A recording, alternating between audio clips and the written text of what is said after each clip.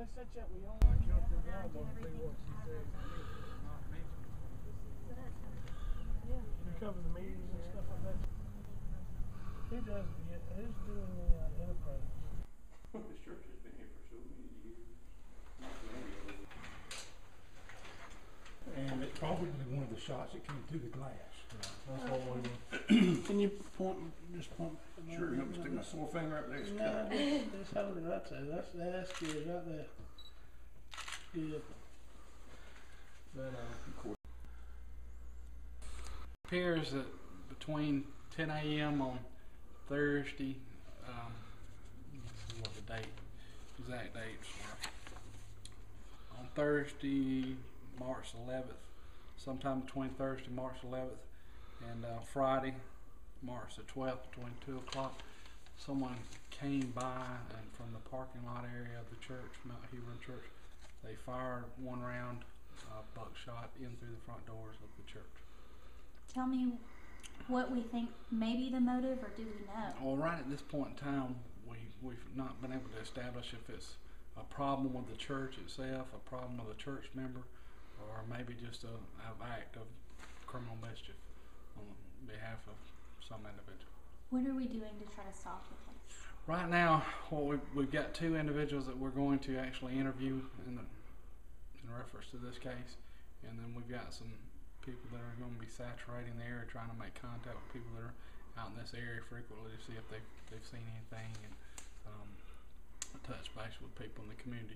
We're actually going to offer a reward for any information that may lead to the arrest and conviction of the individuals responsible for this damage. What's that number?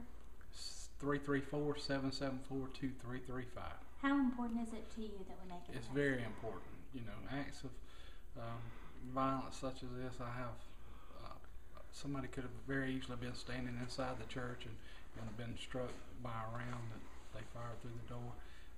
Just because there was no cars in the parking lot doesn't mean people don't come up here and work around the church and, are in and out. So, Sheriff, what could if a suspect or suspects are apprehended, what could they be charged with? Right now at this time, criminal mischief.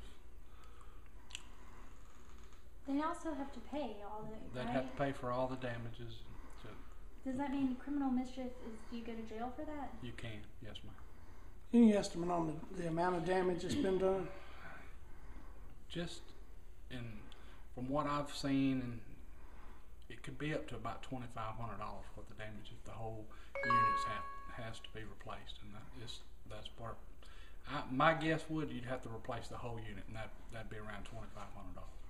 Have you had any reaction from the church members about this? And well, what they think about it? I met with several church members, and we've asked that if they come up with any information that may help us, to let us know and keep us up to date, and we'll do the same. Well, I feel about the same as all the members here in the church feel. First off, they're shocked by the fact that someone would do such an act to a church in the area. I go to church here every Sunday morning, or try to, and it's quite a shock to come see that the front door of the church that you go to has been blasted by what we believe is shot of buckshot. We don't know who's responsible for it.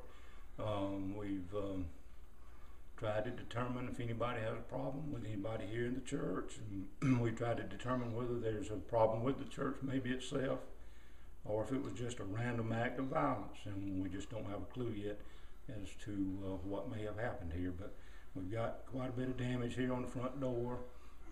They may have to be totally replaced. We've got some buckshot back behind the pulpit, up on the wall back there, and the door behind you, the other door, wooden door behind you, has been damaged also. Is it something that you think members will be scared to come to church now that there was gunshots? Absolutely not. We were here last Sunday, and we'll be back next Sunday. Anybody's welcome to come if they want to come. The sheriff indicated that the cost of repairing this could be as much as a couple of $1,000s. That's got to be a tough one for y'all to come up with. It's a small rural church. Are y'all going to be able to cover the cost of getting this fixed? Well, we are a small church. We have probably on a good Sunday, probably 35 people that come. And of course, we take an offering every Sunday, and our budget's very tight. And we have insurance on the church, and we'll have a deductible on that, of course. But any help that we could get, we appreciate it. Anybody that's a member or lives in the community that would like to come by and look at what has happened and see for themselves what has happened, is welcome to do so. And how would they get in touch with y'all if somebody would like to donate and help out in getting this repaired? They could call me at my residence at 983-5800.